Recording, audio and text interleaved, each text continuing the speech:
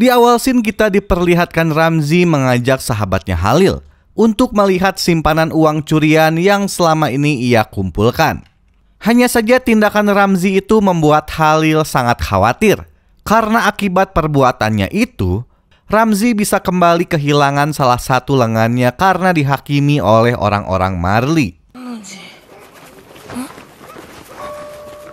Hanya saja tiba-tiba percakapan mereka terhenti setelah Halil dan Ramzi melihat banyak orang yang berlarian ke arah gunung. Dan kengerian pun terpancar dari raut wajah mereka setelah melihat pasukan Titan yang tak terhitung jumlahnya berbaris melintasi daratan sambil menghancurkan apa saja yang mereka lewati. Scene pun kembali memperlihatkan flashback Eren yang berhasil menyusup ke Marley beberapa tahun lalu.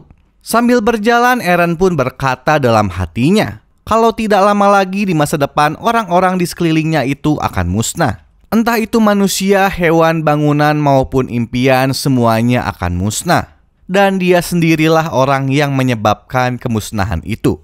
Yang dimana Eren bisa mengetahui hal tersebut dikarenakan Eren bisa melihat ingatannya di masa depan. Hanya saja ketika berjalan dia tiba-tiba melihat pasangan pasutri yang sedang hamil. Hal itu pun mengingatkan Eren kembali saat masih bayi bersama ibunya. Lalu Eren yang bimbang pun berkata dalam hatinya, "Ibu, bagaimana menurutmu? Apakah kami bangsa Eldia yang harus musnah seperti pemikiran Raja Dinding? Karena selain jumlah orang yang mati akan terpaut sangat jauh dibandingkan orang di luar dinding. Dengan musnahnya Eldia, kekuatan Titan pun akan ikut menghilang." Ya, walaupun alasan itu cukup masuk akal, tapi sayangnya di dalam lubuk hatinya Eren tidak menginginkan akhir yang tragis seperti itu. Eren tidak bisa menerimanya. Tidak lama kemudian Eren kembali melihat Ramzi yang sedang dihajar oleh sekelompok para pedagang di sebuah gang sepi karena sudah mencuri. Tadinya Eren sempat ingin mengabaikan Ramzi karena ujung-ujungnya dia juga akan memusnahkannya nanti. Hanya saja hati nuraninya berkata lain, sehingga dia pun menyelamatkan Ramzi dan membawanya pergi. Setelah menyelamatkannya, Eren tiba-tiba menangis sambil meminta maaf kepada Ramzi. Ramzi yang kebingungan pun seakan mempertanyakan, kenapa pria yang baru saja menyelamatkannya bisa menangis seperti itu. Lalu Shin pun tiba-tiba kembali ke masa saat ini sambil memperlihatkan wajah Ramzi yang penuh dengan kengerian. Seakan-akan inilah jawaban dari pertanyaan itu. Hari yang membuat Eren menangis pun akhirnya tiba. Kemudian Ramzi, Halil, dan para pengungsi lainnya pun berlarian ke atas gunung. Hanya saja, raut kekecewaan pun terlihat dari wajah mereka. Setelah mengetahui para Titan ternyata juga bisa mendaki gunung dan berjalan jauh lebih cepat daripada mereka. Hingga akhirnya, Halil dan Ramzi terus berlarian sampai melewati kota. Dan tiba-tiba saja uang yang mereka kumpulkan sebelumnya terjatuh.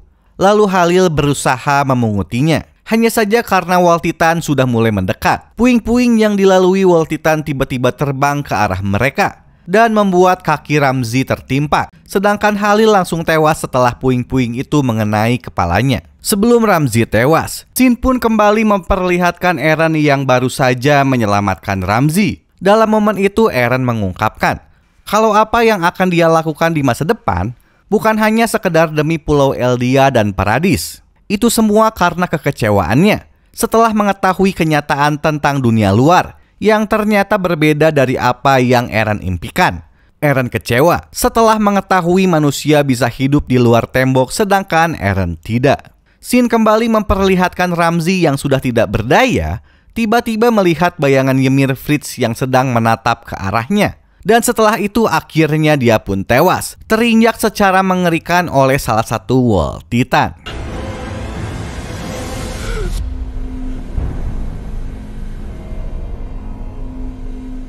Tidak hanya Halil dan Ramzi, wall Titan pun memusnahkan bangunan, hewan maupun manusia yang ada di hadapannya hingga rata dengan tanah. Semuanya percis seperti apa yang Eren katakan sebelumnya. Shin pun tiba-tiba memperlihatkan kakek nenek Eren yang sedang terkunci di dalam penjara. Mengetahui nyawanya tidak bisa lagi terselamatkan, mereka menganggap kejadian itu adalah sebuah hari penghakiman bagi mereka.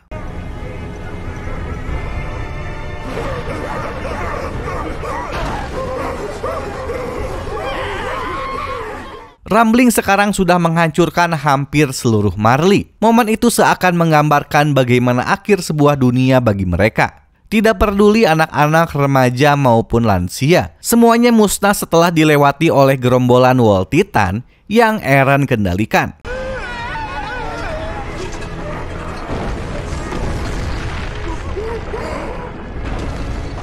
Lalu tiba-tiba Shin pun memperlihatkan Eren kecil yang tampak gembira karena pada akhirnya dia menemukan kebebasan. Sebuah kebebasan di luar dinding, seperti apa yang dia impikan bersama Armin sebelumnya. Walaupun kebebasan yang dia dapatkan itu adalah hasil dari merenggut kebebasan dari orang lain. Armin.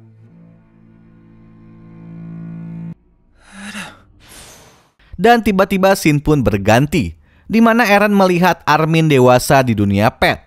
Namun saat itu Armin tiba-tiba saja tersadar ketika dia mendengarkan suara Annie di atas kapal. Dan akhirnya mereka berdua pun berbincang. Annie berterima kasih kepada Armin karena selalu mengajaknya berbicara selama bertahun-tahun ketika dia di dalam kristal. Tapi Annie pun bertanya, kenapa Armin melakukan hal itu walaupun tahu kalau dia tidak bisa membalasnya.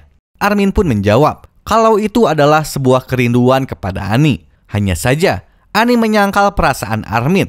Lalu dia pun mengibaratkan tindakan Armin itu layaknya orang baik yang selalu berbicara kepada musuhnya untuk menghindari sebuah pertikaian, seperti apa yang dia bicarakan kepada Eren. Tapi tiba-tiba saja Armin memegang tangan Annie sebelum dia pergi, lalu menjelaskan kalau sebenarnya Armin bukanlah orang baik yang seperti Annie pikirkan. Karena dia pun pernah melakukan kejahatan seperti apa yang Annie lakukan dulu. Bahkan lebih parah menurut Armin. Di momen itu Armin juga menceritakan impiannya bersama Eren untuk berpergian ke dunia yang belum mereka ketahui. Hanya saja, ternyata dunia itu berbeda dengan apa yang mereka impikan selama ini. Tapi walaupun begitu, Armin merasa yakin kalau masih ada dunia di balik tembok yang masih belum mereka ketahui. Di malam harinya pasukan aliansi pun sudah sampai di kota Odiha dan segera mempersiapkan pesawat terbang yang akan mereka gunakan. Pada pesawat itu pun melekat peledak yang sempat akan Connie lepaskan. Hanya saja, hal itu malah membuat Armin memiliki ide lain untuk menggunakan peledak itu untuk menyerang Eren. Setelah mempersiapkan segalanya, mereka pun mendatangi Yelena untuk membahas lokasi tujuan Eren. Kemudian Yelena pun menduga jika target Eren selanjutnya adalah Benteng Salta yang terletak di pegunungan bagian selatan Marley. Karena menurutnya Eren menargetkan tempat itu untuk menghancurkan kapal udara. Karena hanya itulah satu-satunya senjata yang bisa menyerang Founding Titan. Di akhir percakapan dia meminta orang-orang yang ada bersamanya itu agar mengakui kalau rencana euthanasia Zeke adalah hal yang paling benar. Mendengar hal itu Hanji pun mengakuinya. Karena dia sebagai komandan pun tidak bisa memberikan harapan dan solusi lain kepada Eren. Singkat cerita, pagi pun akhirnya tiba. Pasukan aliansi yang akan melawan Eren pun sekarang sudah berkumpul. Di antaranya adalah Levi, Mikasa, Armin, Jane, Connie, Hanji, Reiner, Pieck, dan Onyakopon sebagai pilot. Sedangkan Annie, Azuma, Bito, dan yang lainnya pun akan tinggal di kapal sambil menjaga Gaby dan Falco yang akan segera pergi menuju Hizuru. Hanya saja ketika para teknisi tengah mempersiapkan kepergian itu, Floh yang ternyata selama ini berpegangan pada kapal tiba-tiba saja muncul dan mengacaukan semuanya. Mikasa yang kebetulan sedang berada di sana pun dengan cepat menghentikan Floh dengan 3G gear manuvernya. Hanya saja, walaupun Floh tewas dalam kejadian itu, tapi tembakannya berhasil membuat kebocoran di tangki bahan bakar pesawat.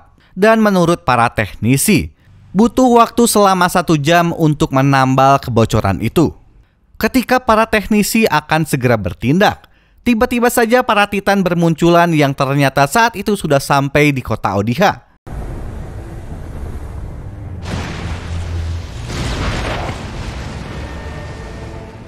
Di tengah kepanikan itu, Hanji memutuskan untuk mengorbankan dirinya demi menahan para Titan agar aliansi memiliki waktu untuk segera lepas landas. Sebelum pergi, Hanji pun melantik Armin untuk menjadi komandan pasukan pengintai yang ke-15 dan menjadikan Levi sebagai anak buahnya. Setelah penobatan itu, Hanji pun berpamitan kepada rekannya Levi. Levi pun seakan menghormati keputusan Hanji dan menyemangatinya sebelum dia pergi.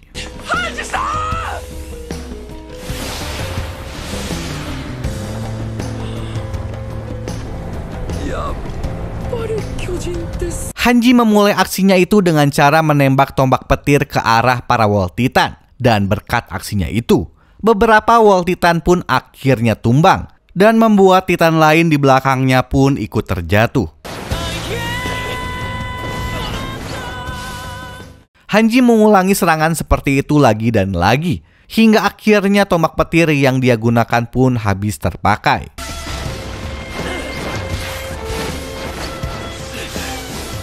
Kehabisan tombak petir tidak membuat semangat Hanji pupus. Hanji kemudian menggunakan pedangnya dan menyerang tengkuk para Wall Titan secara langsung. Hanya saja tindakannya itu membuat tubuh Hanji terbakar karena uap panas yang dikeluarkan oleh para Wall Titan, hingga akhirnya dia pun tumbang.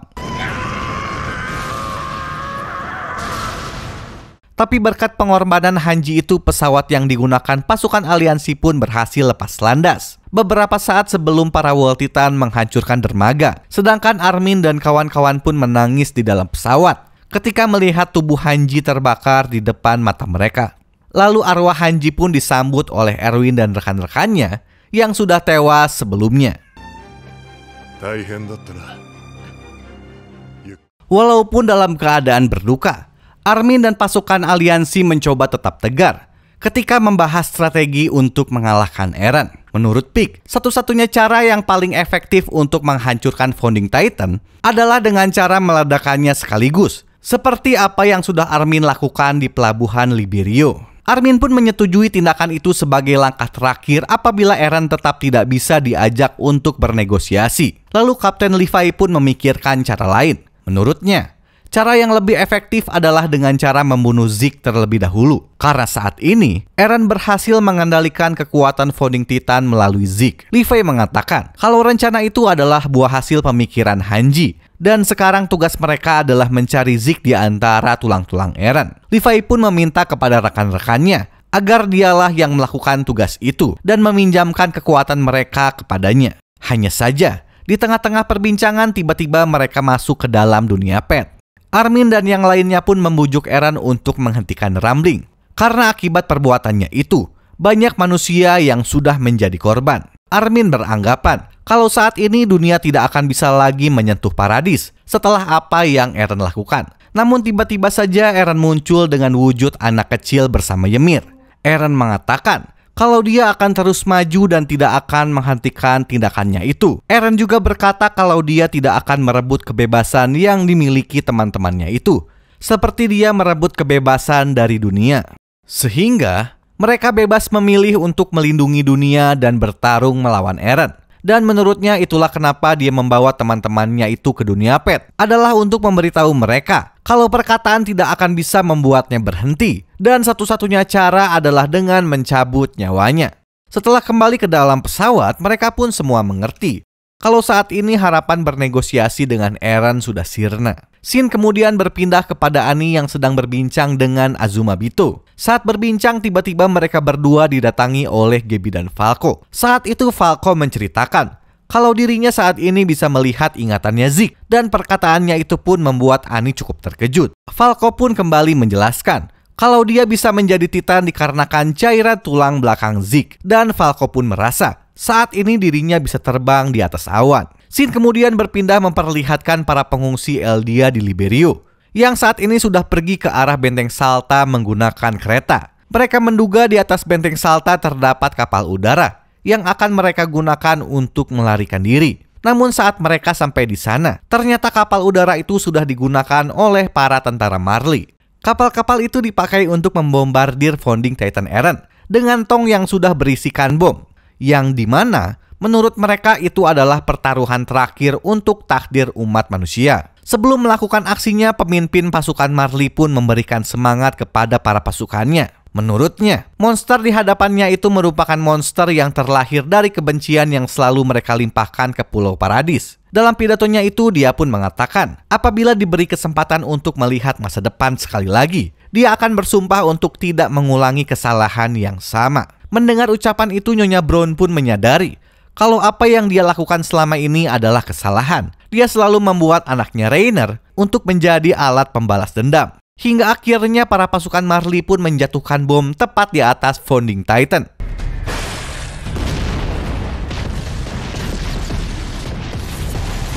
Bom-bom itu pun mengakibatkan ledakan yang cukup dahsyat dan mampu membakar satu persatu pasukan World Titan. Hanya saja ledakan itu ternyata masih belum cukup untuk menghentikan Eren. Hingga akhirnya Eren pun membuat tubuh Beast Titan Zeke untuk menghancurkan kapal udara pasukan Marley.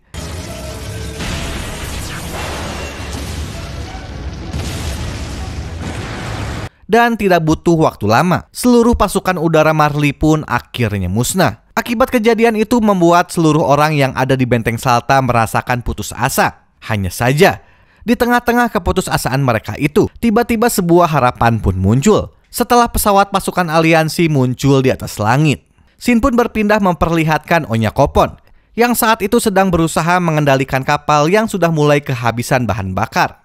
Dan tiba-tiba saja mereka dikejutkan oleh sosok Beast Titan Zeke yang melempari kapal mereka dengan puing-puing.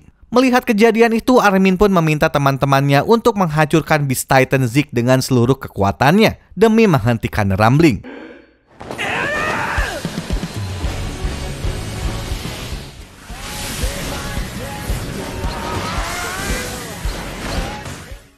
Seluruh pasukan aliansi pun akhirnya melompat dari pesawat sambil menghindari lemparan puing-puing dari Beast Titan. Rainer bahkan langsung berubah dan mulai bertarung dengan tubuh Beast Titan Zeke setelah dia melompat. Saat semuanya sudah mendarat, Armin pun kemudian menanyakan apa arti dari sebuah kebebasan kepada Eren. Dan dia pun berjanji akan menarik Eren keluar dari tubuh Founding Titan.